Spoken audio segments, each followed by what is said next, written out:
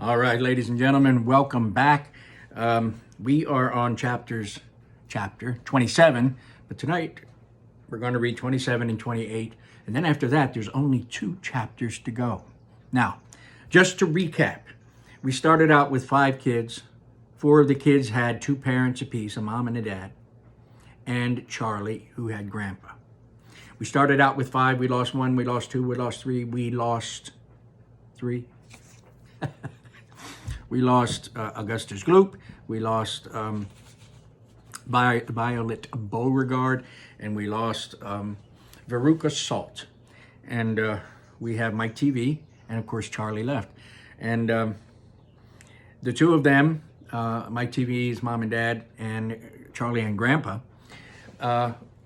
led by Willy Wonka, have found their way into the chocolate television room, the television chocolate room, the chocolate television room, whatever, which is a great place. And it's Charlie's gut feeling is that it could be a dangerous place, and there's a lot of clues to that. One, the Oompa Loompas who are working on the camera and whatnot are dressed in spacesuits where they're completely, covered from top of their head to the tip of their toes with a helmet and everything. Every inch of them, their bodies are covered.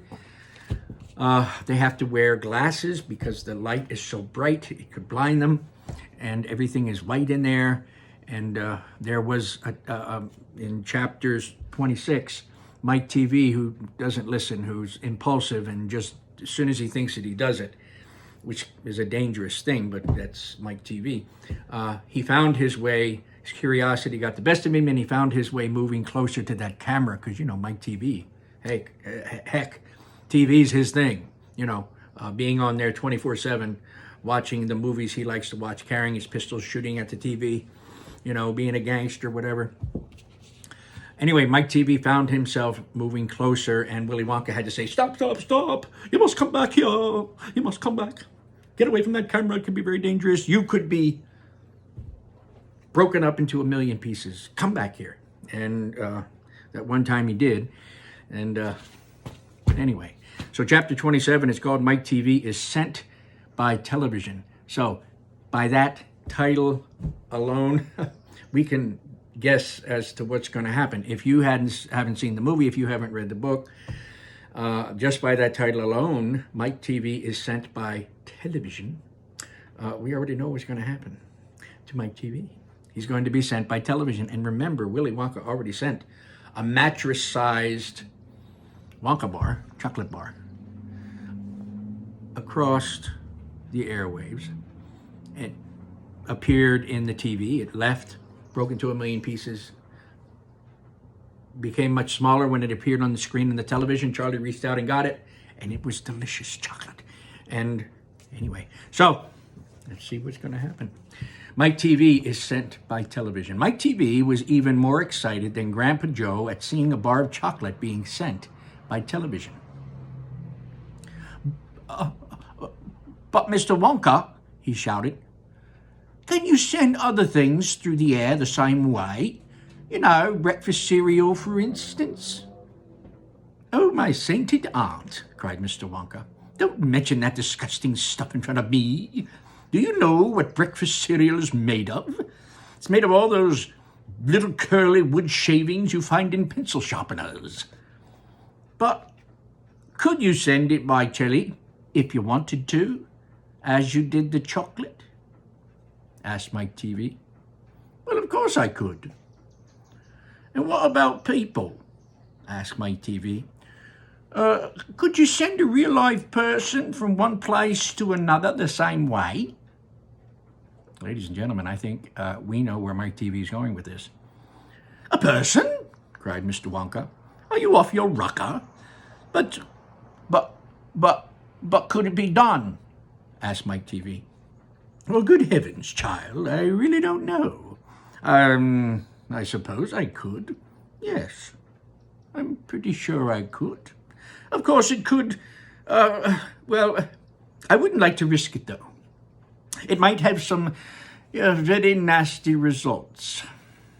But Mike TV was already off and running, and we know where he's running to, don't we? The moment he heard Mr. Wonka saying, "I'm pretty sure it could, of course it could," he turned away and started running as fast as he could toward the other end of the room where the great camera was standing. "Look at me!" he shouted as he ran. "I'm going to be the first person in the world to be sent by television." "No, no, no!" cried Mr. Wonka. "Mike!" screamed Mrs. TV. "Stop, come back here! You'll be turned into a million tiny pieces." But there was no stopping Mike TV now. The crazy boy rushed on, and when he reached the enormous camera, he jumped straight for the switch, scattering Oompa Loompas right and left as he went. "See you later, alligator," he shouted, and he pulled down the switch, and as he did so, he leaped out into the full glare of the mighty lens. There was a blinding flash. Then there was silence.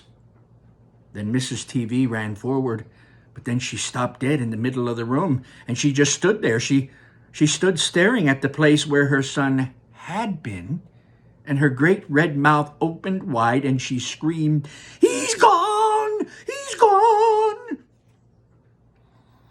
"Great heavens, he's gone!" shouted Mr. TV. Mr. Wonka hurried forward and placed a hand gently on Mrs. TV's shoulder. "Well, we shall have no hope for the best. We shall have to, I'm sorry, I said that wrong. We shall have to hope for the best," is what Mr. Wonka was supposed to say. "We must pray that the little boy will come out unharmed at the other end." "Mike!" screamed Mrs. TV, clasping her head in her hands. "Where are you?" "I'll tell you where he is," said Mr. TV. "He's whizzing above us right now, above our heads in a million tiny pieces." "Oh, don't talk about it," said Mrs. TV. "We must watch the television set," said Mr. Wonka. "He may come through any moment." Mr. and Mrs. TV and Grandpa Joe and little Charlie and Mr. Wonka all gathered round the television and started tensely staring at the screen. The screen was quite blank. He's taken a heck of a long time to come across," said Mr. TV, wiping his brow. "Oi." Oh dear, said Mr. Wonka. "I do hope that no part of him gets left behind."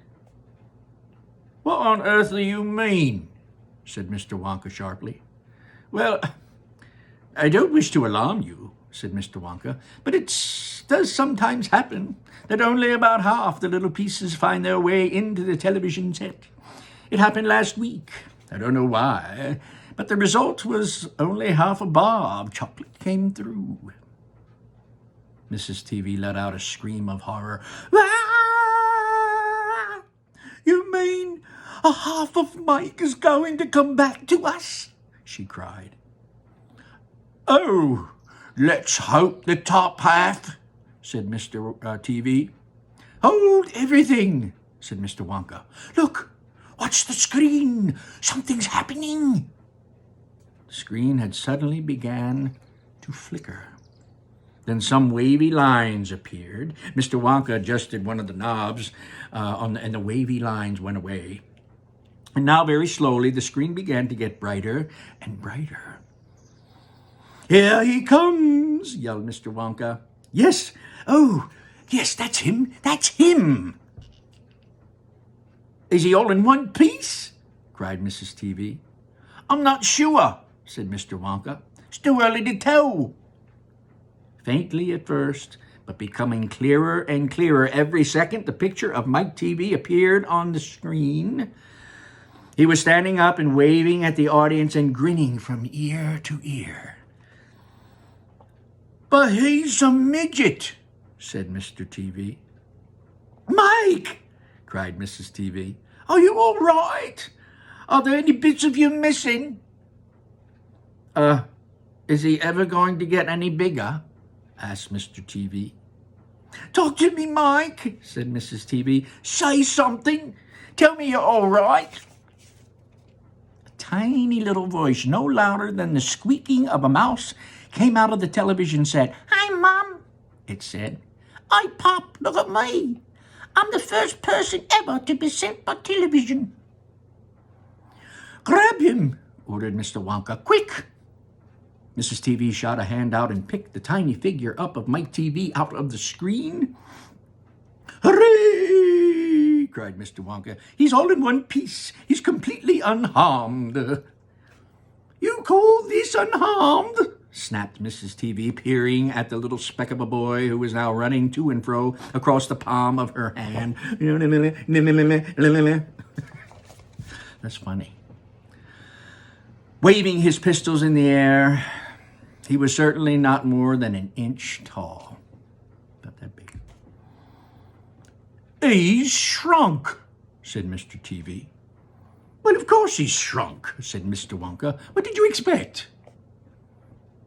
"Oh, this is terrible," wailed Mrs. TV. "What are we going to do?" And Mr. TV said, "Well, we can't send him back to school like this. He'll get trod upon. They'll step on him. He'll get squashed." "Oh, he won't be able to do anything," said Mrs. TV. "Oh, yes, I will," squeaked the tiny voice of Mike TV.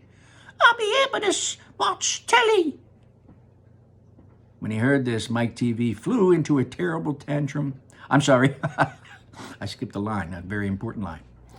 "Yes, I will. I'll still be able to watch telly." "Never again," shouted Mr. TV. "I'm throwing that television set right out the window the moment we get home. I've had enough of television." When he heard this, Mike TV flew into a terrible tantrum. He started jumping up and down in the palm of his mother's hand, screaming and yelling and trying to bite her fingers. "I want to watch telly! I want to watch television!" he squeaked. "I want to watch television! I want to watch television! I want to watch television!" "Here, give him to me," said Mr. TV, and he took the tiny boy and shoved him into his breast jacket, and stuffed a handkerchief on top. Squeals and yells came from inside the pocket, and the pocket shook with furious little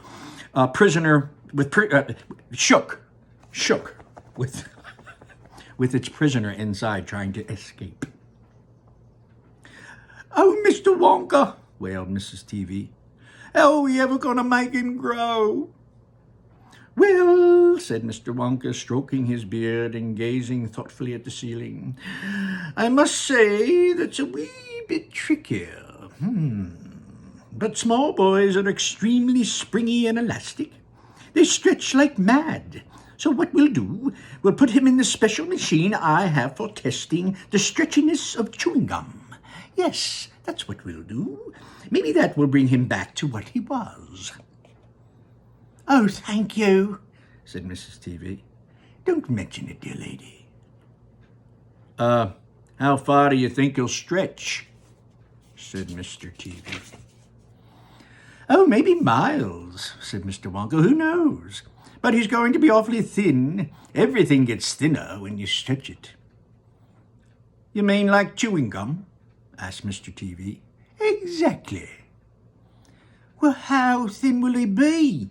asked Mrs. TV anxiously. "Oh, I haven't the foggiest idea," said Mr. Wonka. "And it doesn't really matter anyway, because we'll soon fatten him up again.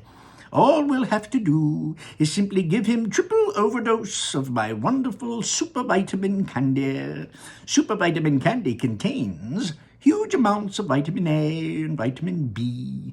It also contains C and D, vitamin E and F, vitamins G, vitamin I, vitamin J, vitamin K, vitamin L, vitamin M, vitamin N, vitamin O, vitamin P, vitamin Q, R, and T, vitamin U, vitamin B, vitamin W, vitamin X, vitamin Y, and, believe it or not, vitamin Z.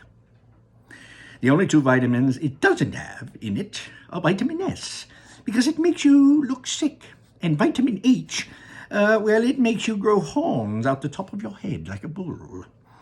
But it does have in it a very small amount of the rarest and most magical vitamin of them all, vitamin Wonka. What will that do to him? Asked Mr. TV anxiously. Oh, it'll make him grow toes out until they're as long as his fingers. Oh, no, said Mrs. TV. Oh, don't be silly, Mr. Wonka said. It's most useful. He'll be able to play the piano with his feet. But Mr. Wonka, no arguments, please, said Mr. Wonka. And he turned away and clicked his fingers 3 times in the air, and an Oompa Loompa appeared immediately and stood beside him. Follow these orders, said Mr. Wonka, holding the Oompa Loompa a piece of paper. Handing the Oompa Loompa a piece of paper. Sorry, I'm having trouble reading tonight. Handing the Oompa Loompa a piece of paper on which he had written full instructions. And you will find the boy in his father's pocket. Off you go. Goodbye, Mr. TV. Goodbye, Mrs. TV. And please don't look so worried.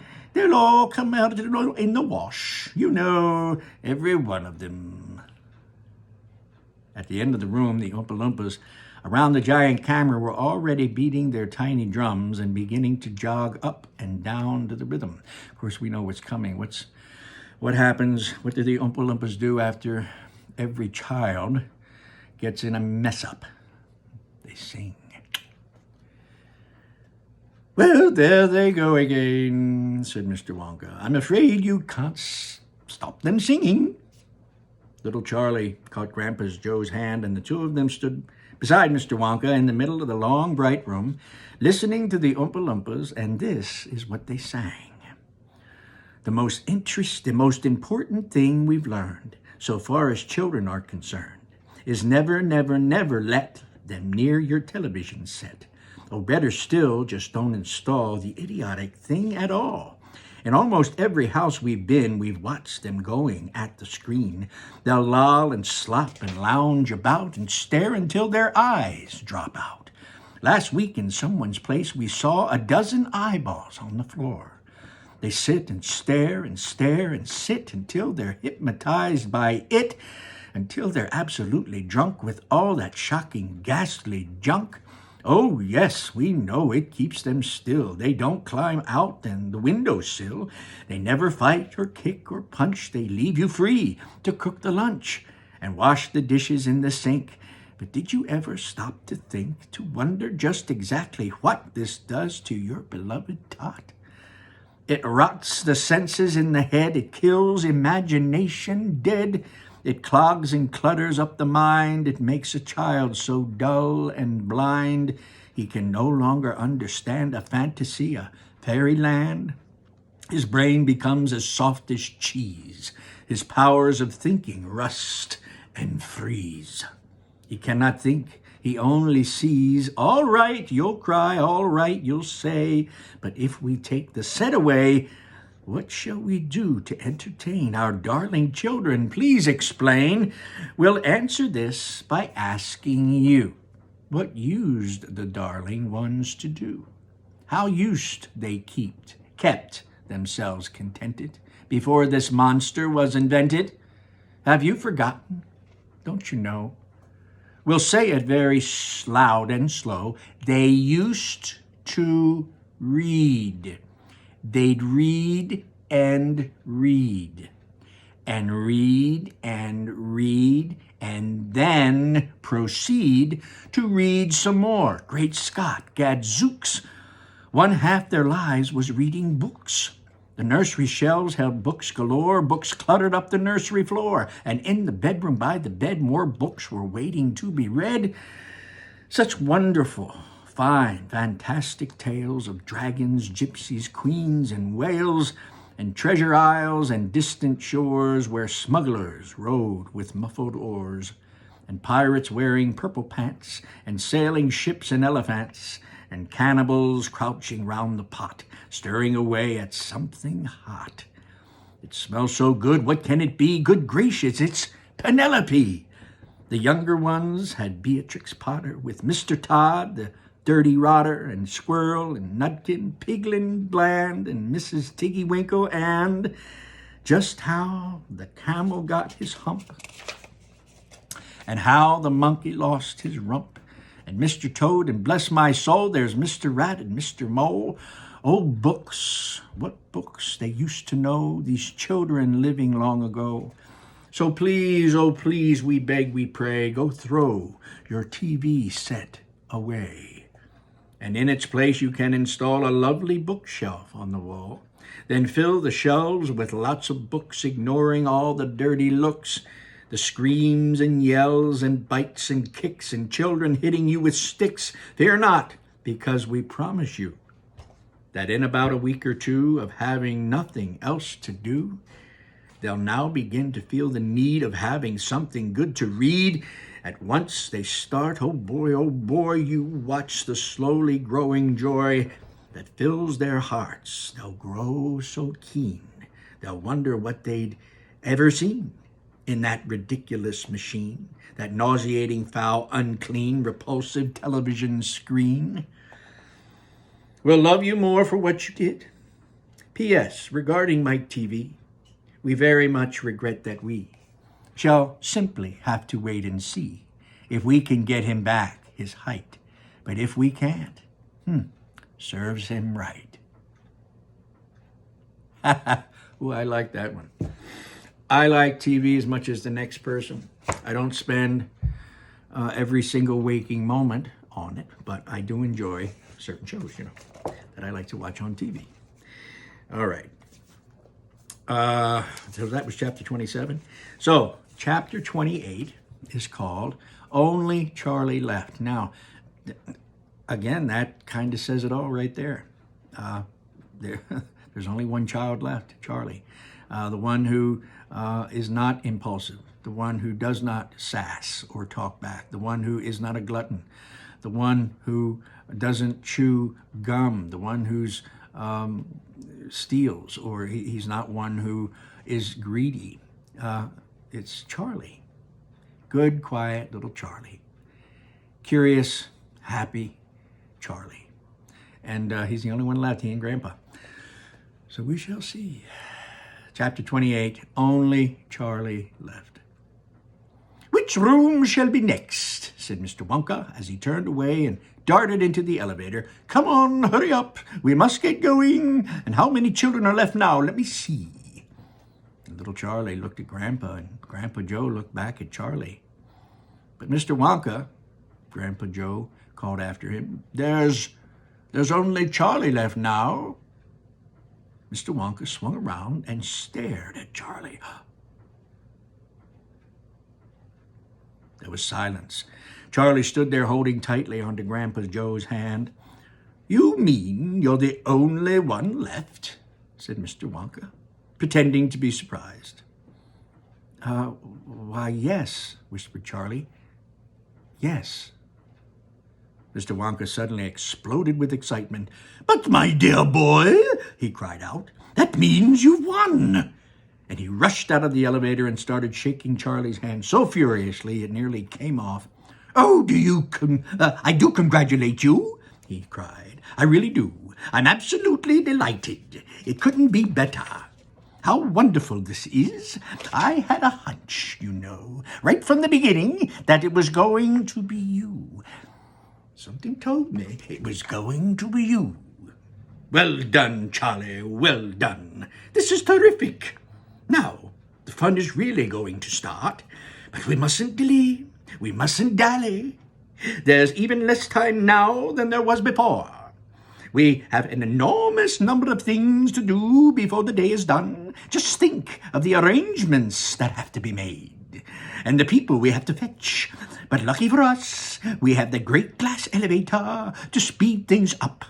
Jump in, my dear Charlie, jump in. You too, Grandpa Joe. No, please, after you. That's the way. Now then, this time I shall choose the buttons we are going to press. Mr. Wonka, bright twinkling blue eyes, rested for a moment on Charlie's face. Something crazy is going to happen now, Charlie thought. But he wasn't frightened. He wasn't even nervous. He was terrifically excited, and so was Grandpa Joe. The old man's face was shining with excitement as he watched every move that Mr. Wonka made. Mr. Wonka was reaching for a button high up on the glass ceiling of the elevator. Charlie and Grandpa Joe both craned their necks to read what it said on the little label beside the button. Up and out, thought Charlie. What sort of a room is up and out? Mr. Wonka pressed the button. The glass doors closed. Hold on, said Mr. Wonka. Then wham! The elevator shot straight up like a rocket. Yippee! Shouted Grandpa Joe. Charlie was clinging to Grandpa Joe's leg, and Mr. Wonka was holding onto a strap from the ceiling, and up, up, up they went. Straight up this time, no twistings or turnings. And Charlie could hear the whistling of the air outside the elevator going faster and faster. Yippee! Shouted Grandpa Joe again. Yippee! Here we go! Faster! Cried Mr. Wonka, banging the wall of the elevator. Faster, faster! If we don't go any faster than this, we'll never get through. Through what? Asked Grandpa Joe. What do we have to get through? Ha-ha! Cried Mr. Wonka. You wait and see. I've been longing to press that button for years, but I've never done it until now. I was tempted many times. Oh, yes, I was tempted, but I couldn't bear the thought of making a great big hole in the roof of the factory. But here we go, boys. Up and out. But you don't mean, Grandpa Joe said. You, what? You don't really mean this elevator? Oh, yes, I do. Yes, I do, said Mr. Wonka. You wait and see. Up and out. And before I go any further, let me show you the artwork that I, of course, left. This is back before my TV, this is after my TV went to the screen, and they're all watching it carefully. This is after my TV, and that's Mama holding her son in his hand and him thrusting up his toy gun, shooting it in the air. And I'm sorry, I get so caught up in reading. Here is Mr. Wonka grabbing hold of Charlie's hand and shaking it, congratulating him that he is the winner, the last one.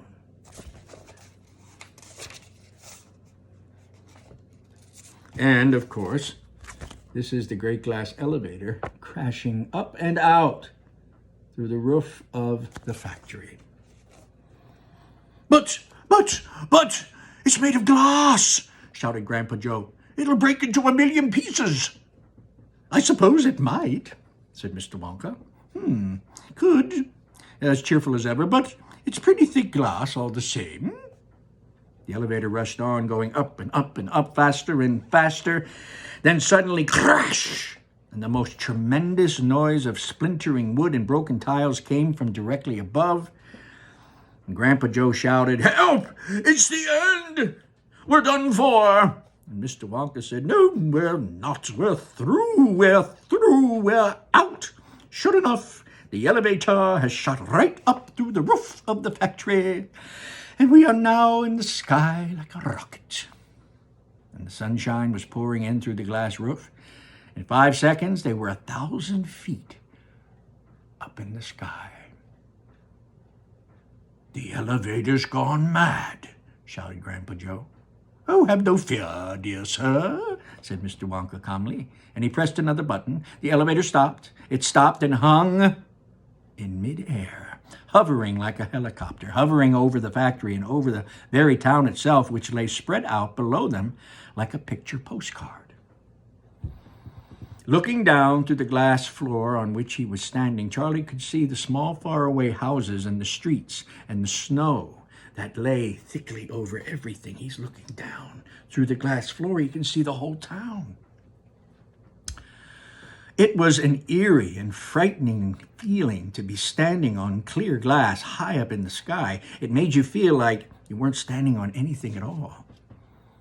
"Are we all right?" cried Grandpa Joe. "How does this thing stay up here?" Candy power, said Mr. Wonka. 1,000,000 candy power.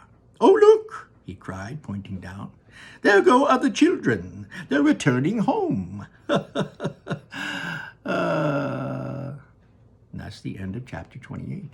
And, of course, I read that wrong. He said, there go the other children, meaning there goes Veruca, there goes Violet, there goes Mike TV, and there goes Augustus. They can see them going. So they're okay. They're just heading home. Those kids, hopefully they learned their lesson. So anyway, Charlie Bucket, the young man who lives with who have nothing physically. They had nothing monetarily. Monetarily meaning money. They're poor. Poor as church mice. But they're rich in love and they're rich in family. So they have all the grand things that a lot of people take for granted.